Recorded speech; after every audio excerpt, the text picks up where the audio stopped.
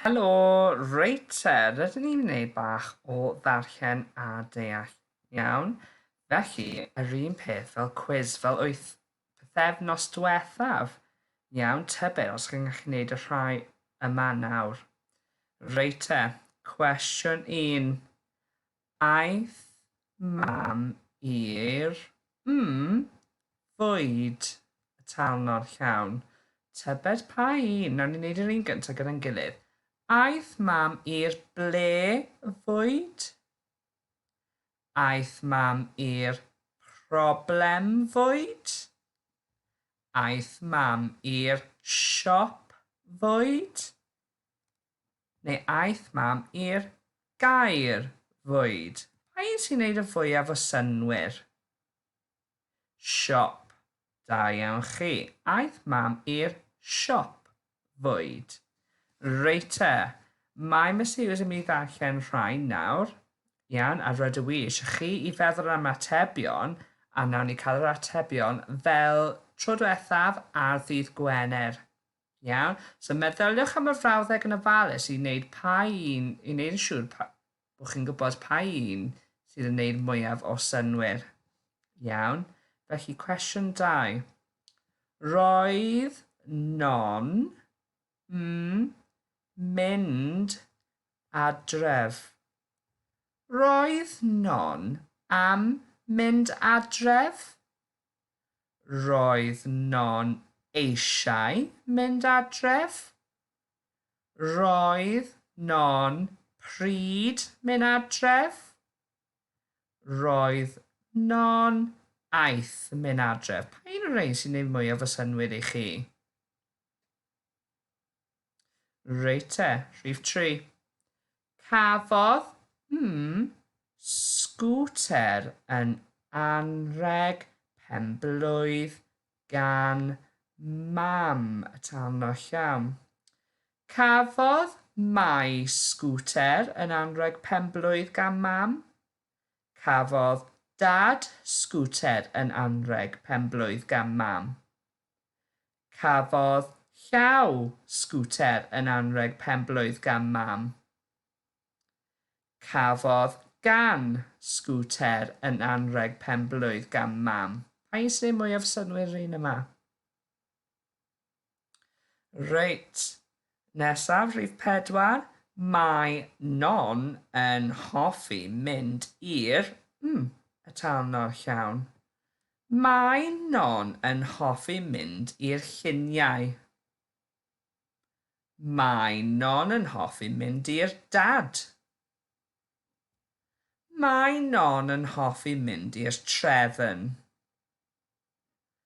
Mae non yn hoffi mynd i'r ysgol. Pa un o'r rhain ydych chi'n meddwl sy'n neud mwyaf o synnwyr? Reit, rhif 5. Sam a non i'r llyfrgell y talnod llawn. Roedd Sam a non i'r llyfrgell? Aeth Sam a non i'r llyfrgell? Mae Sam a non i'r llyfrgell? Pwy Sam a non i'r llyfrgell? Pa un o'r rhain sydd yn gwneud mwyaf o synnwyr? Reit te, nesaf. Cwestiwn 6. Mae Sam a Jack y ci yn hoffi chwarae ffêl. Mae Sam a Jack y ci yn hoffi chwarae mewn ffêl? Mae Sam a Jack y ci yn hoffi chwarae tra ffêl? Mae Sam a Jack y ci yn hoffi chwarae gyda ffêl? Mae Sam a Jack y ci yn hoffi chwarae gweld ffêl. Pa un o'r rhain sy'n gwneud mwyaf o synnwyr i chi? Reit, cwestiwn 7. Hoffi chwarae'r piano y talnod llawn. Pa un o'r rhain nawr? Aeth hoffi chwarae'r piano? Roedd hoffi chwarae'r piano? Rwy'n hoffi chwarae'r piano? Neu mae hoffi chwarae'r piano? Pa'n y rhain sy'n neud fwyaf o synwyr I chi?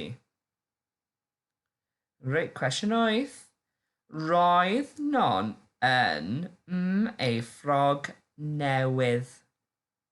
Roedd non yn gwisgo ei ffrog newydd. Roedd non yn slei ei ffrog newydd. Roedd non eisiau ei ffrog newydd. Roedd non peidio ei ffrog newydd. Pa'n rhain sy'n neud mwy o fy synwyr I chi? Reit te, nesaf. Reit. Aeth dad a mam i'r yn y car. Aeth dad a mam i'r gwaith yn y car. Aeth dad a mam i'r chwerthin yn y car. Aeth dad a mam i'r siglo yn y car. Aeth dad a mam i'r neidio yn y car. Pa'n y rhain sy'n neud mwyaf y synwyr? Reit, nesaf. Ni yn ffrindiau y talnod llawn. Mae ni yn ffrindiau. Rwyf ni yn ffrindiau. Roedd ni yn ffrindiau. Neu rydym ni yn ffrindiau.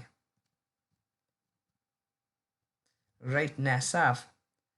Mae dad yn Cymraeg gyda'i ffrindiau. O, tybed, beth ydyn ni'n neud gyda'i'n ffrindiau, Cymraeg gyda'i ffrindiau? Mae dad yn adeiladu Cymraeg gyda'i ffrindiau. Mae dad yn lleisiau Cymraeg gyda'i ffrindiau. Mae dad yn siarad Cymraeg gyda'i ffrindiau. Mae dad yn eisiau Cymraeg gyda'i ffrindiau. Pa'n y rhain sy'n neud mwy o fy synwyr? Nesaf. Ddoe bwytaodd non wyau I y talnod llawn. Pryd mae non yn bwyta ei wyau? Ddoe bwytaodd non wyau I cymysgu. Ddoe bwytaodd non wyau I frecwast. Ddoe bwytaodd non wyau I casglu. Ddoe bwytaodd non wyau I troi. Pa'n rhain sy'n neud mwy o fy synwyr I chi? Ac yr un olaf. Roedd sgwter dad yn y talnod llawn. Tybed ble roedd sgwter dad? Roedd sgwter dad yn y map. Roedd sgwter dad yn y perygl. Roedd sgwter dad yn y helmed. Roedd sgwter dad yn y garej. Pa'n rhain sy'n neud mwy o fy synwyr I chi? Reit te, beth am ddarllen dros pob un I weld os ydych chi'n hapus gyda'r atebion. A wedyn, ar ddydd Gwener, fyddwn ni yn wneud quiz a bydd Mr Hughes yn rhoi yr atebion ar y wefan. Iawn? Diolch yn fawr.